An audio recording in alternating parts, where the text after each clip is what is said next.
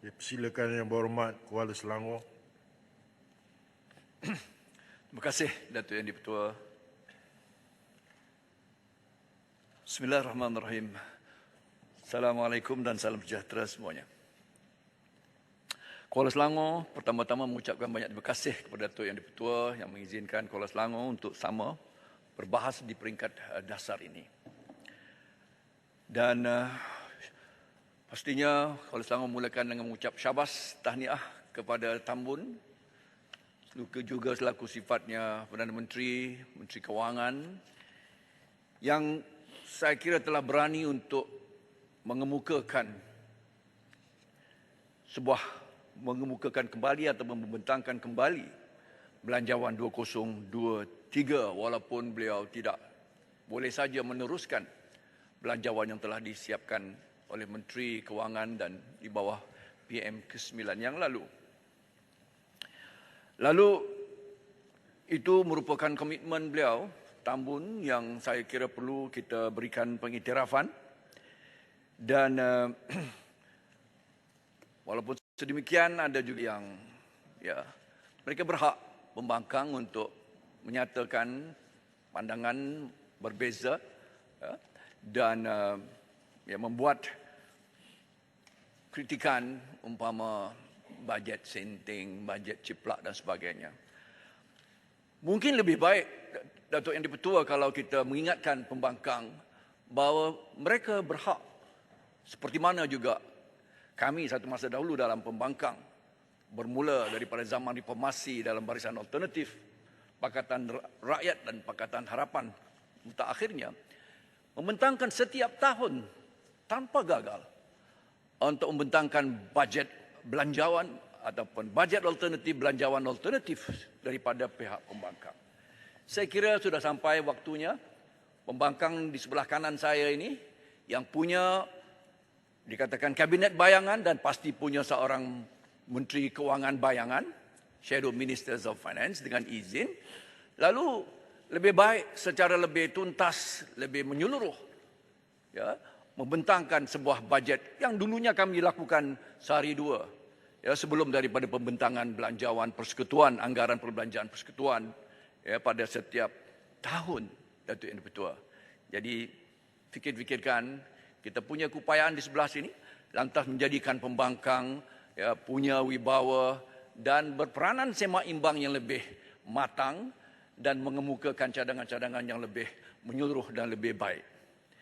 Apapun Datuk Yang di-Pertua, saya mulakan dengan menyebutkan sekali lagi betapa Tambun berani antara lainnya membentangkan sebuah belanjawan yang semua akui adalah paling besar ataupun terbesar dalam sejarah pembentangan anggaran perbelanjaan persekutuan sebanyak 388.1 bilion Datuk Yang di-Pertua, sekaligus mengangkat dan bertekad untuk mengekalkan ataupun mencapai defisit fiskal pada paras 5% daripada KDNK yang tahun dahulu pun 5.6% tak tidak saya 2022.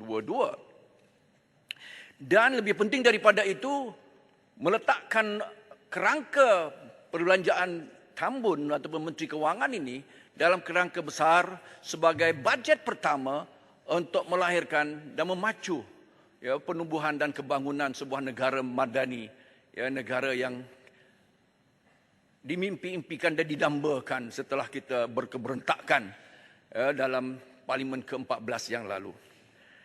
Datuk Yang di-Pertua, mungkin senang untuk Tambun membuat unjuran dan telahan ataupun komitmen seperti ini. Tetapi mustahak untuk kita perhatikan bahawa bukan saja cita-citanya itu disebut begitu saja, tetapi lebih penting daripada itu kita dapat lihat bagaimana pencerakinan ataupun perangkaan penggubalan bajetnya itu syarat dengan langkah-langkah, inisiatif, ikhtiar katanya, ataupun measures dan strategi pendekatan yang sesuai pada setiap satu yang dianggap sebagai strategic objektifnya ataupun matlamat dan objektif belanjawan itu. Dan kita simpulkan kalau lebih mudah di sana ada 12 ya ikhtiarnya, tetapi kalau saya simpulkan dengan lebih mudah adalah apa yang Tambun sebutkan sebagai pacuan ekonomi yang merangkumi dan mampan, ya sifatnya sustainable, lestari dengan izin. Dan yang kedua adalah tunggak reformasi institusi tata kelola yang kembali untuk memulihkan keyakinan sama ada rakyat maupun yang paling juga penting dan tidak kurang pentingnya adalah menggamit, ya, meraih pelaburan luar dan tidak mengizinkan dengan FDI itu ataupun dan sekaligus tidak mengizinkan aliran keluarnya pelaburan daripada domestik ataupun direct, ya, domestic investment ataupun DDI itu. Jadi reformasi institusi tata kelola tunggak yang kedua, dan ketiga adalah akhirnya ya mencerminkan madani dengan erti kata keadilan sosial itu ataupun mensejahterakan rakyat ya seluruhnya, leaving no one behind dengan izin, ataupun lebih tepat dalam bahasa Quran itu Allah sifatkan tugas utama kerajaan itu pada akhirnya adalah huwa ansha'hum minal ard wasta'marakum fiha, mensejahterakan ya untuk mencapai the total well-being atau rakyat dan warga negara itu. Datuk Yang Dipertua, saya perhatikan bahawa bukan saja kenyataan dan komitmennya itu adalah untuk membuat ya Kuala Selangor boleh bagi laluan. belum masuk dia lagi. Tak apa, boleh. Singkat. Sahabat lama. 30 saat saja. Okey, terima kasih Kuala Kalau boleh Selangor. 10 saat. Saya minta Segera, Kuala Selangor tolong ulas sikit berkaitan dengan satu petikan Al-Quran yang disampaikan oleh Menteri Kewangan, iaitulah yang bermaksud anak-anak yatim, orang-orang miskin dan untuk orang-orang yang dalam perjalanan, agar harta itu jangan hanya beredar di antara orang-orang kaya sahaja di antara kamu. Jadi apakah mekanisme yang boleh digunakan oleh kerajaan hari ini untuk memastikan supaya kekayaan tidak dikaut oleh segelintir rakyat di negeri ini, terutama ahli politik saya faham. yang Cukup. dulunya Terima kasih. menjadi Ya, musuh utama kepada PAS yang digelar mereka penyangak perompak penyamun dan sekarang sudah menjadi kawan. Jadi apa mekanisme untuk mengambil semula harta kekayaan yang dibolot oleh mereka? Baik. Saya sudah faham. Jadi itu adalah Datuk Yang Dipertua, kalau boleh saya jawab sikit, ia adalah bagi saya perangkaan bajet ini adalah syarat untuk memastikan bahawa kekayaan negara ini akan kembali diagihkan. Bukan sama rata tetapi secara adil dari segi tidak ada yang terkesamping, tidak ada yang tersudut dan terpinggir.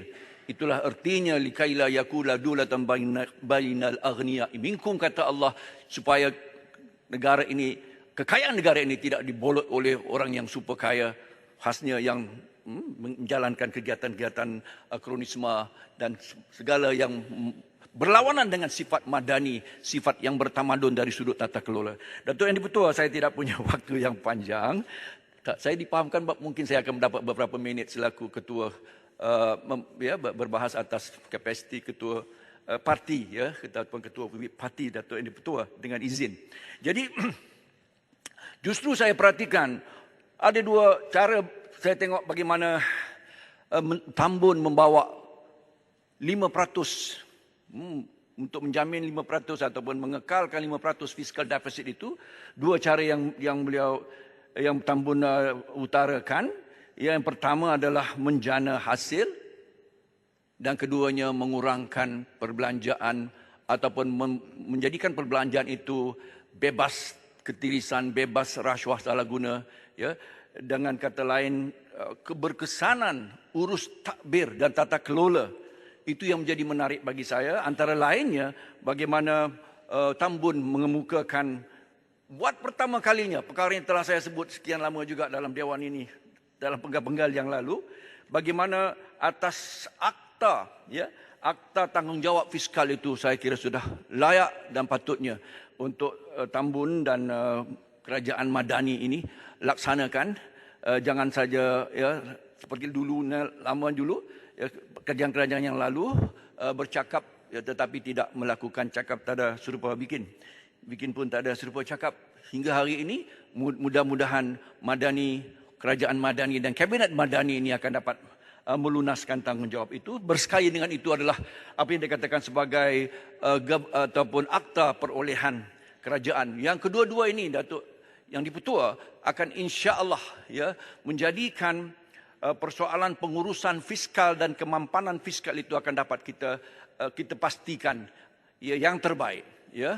Dengan kata lain juga bagaimana dalam keadaan dalam keadaan hutang sudah sampai ke peringkat membayarnya 46 bilion debt services ratio itu ataupun bayar hutang itu bunganya saja 46 bilion, 16% daripada revenue kita, maka saya kira komitmen Tambun dan komitmen Kerajaan Madani ini adalah sangat besar dan sangat gigih, keras kehendak mereka ini, dan saya kira ini adalah juga antara perkara yang akan dapat memungkinkan ya persoalan kemampanan fiskal itu akan dapat kita saksikan. Mudah-mudahan kita turut doa bersama.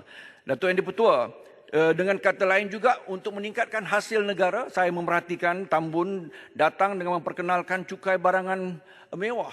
Ya, satu yang sangat progresif, ya, sekaligus melaksanakan juga cukai keuntungan modal ataupun capital gains tax khasnya daripada perusahaan saham dan sebagainya, kegiatan-kegiatan seperti itu, dan juga cukai atas e-commerce, pembelian jual beli atas talian yang tidak dikenakan cukai sehingga hari ini, dan termasuk juga di situ excise atau cecair ataupun excise duty ke atas cecair mengandung nikotin, satu yang sangat baik atas penggunaan elektronik sigaret ataupun vape dan sebagainya. Datuk Yang di-Pertua, kesemua ini saya hanya boleh menyebutkan beberapa contoh saja, adalah komitmen Tambun untuk bukan saja bercakap untuk mengurangkan fiscal deficit kepada 5%, tetapi lebih pada itu adalah langkah-langkah dan ikhtiarnya untuk memastikan ya perkara itu akan dapat ataupun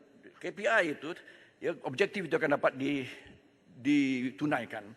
Datuk Yang di-Pertua, kalau saya boleh beralih sikit dengan memberikan bagaimana persoalan kesejahteraan tadi, keadilan sosial tadi, ya, menegakkan keadilan sosial itu pada saya adalah ciri utama yang menjadikan masyarakat itu madani.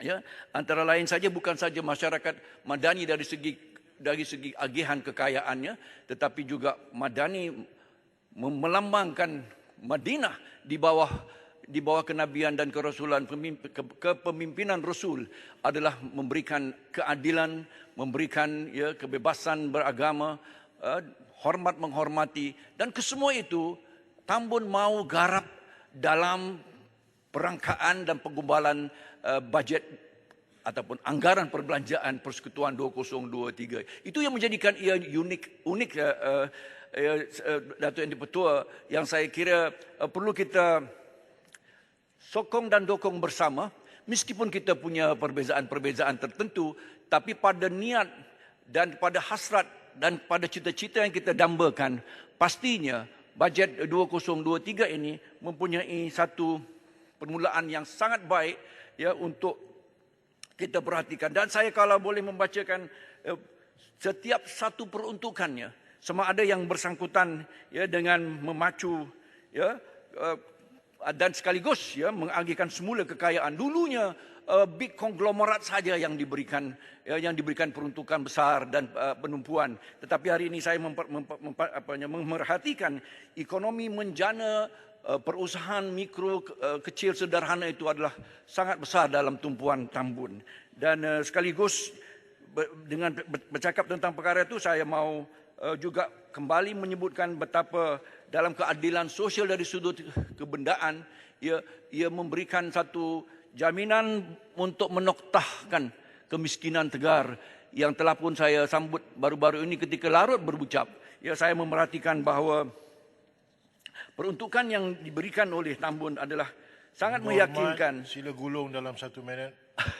Sangat meyakinkan ketika bukan saja 750 juta itu untuk 130,000, tetapi kalau kita perhatikan langkah-langkah Tambun dan juga langkah-langkah yang beliau kemukakan antara lainnya ya untuk meneruskan bantuan kebajikan 2.5 bilion kepada lebih 400,000 penerima, ya, tingkatkan pendapatan 2,000 ke 2,400 dalam azamnya dalam 24 bulan dan sebagainya. Saya kira keseluruhan ya perangkaan dan penggubalan bajet madani ini Datuk Yang di-Pertua adalah sangat berani, sangat jelas dan sangat gigih untuk kita sama-sama ya berikan sokongan untuk kita pastikan masyarakat madani, negara madani ini dalam pelaksanaan ya bajet 2023 ini insya-Allah akan dapat kita mulakan pembinaan negara madani ini. Sikit kalau saya boleh sebutkan Datuk betul beberapa hal kawasan yang telah pun saya sebutkan ya. Kalau boleh boleh hal-hal nanti saya akan bangkitkan dalam perbahasan di peringkat komiti ya di peringkat jawatankuasa, hal tangani banjir, hal infrastruktur sekolah ya, hal-hal yang bersangkutan dengan infrastruktur jalan raya, lampu dan sebagainya. Perkara itu akan dapat saya susuli kemudian. Datuk Yang Di-Pertua atas peluang ini dan penambahan sikit waktu tadi saya ucapkan banyak terima kasih. Saya berdiri untuk menyokong setelah berbahas. Terima kasih. Terima kasih Yang Berhormat. Dipersilakan Yang Berhormat Kubang Pasu.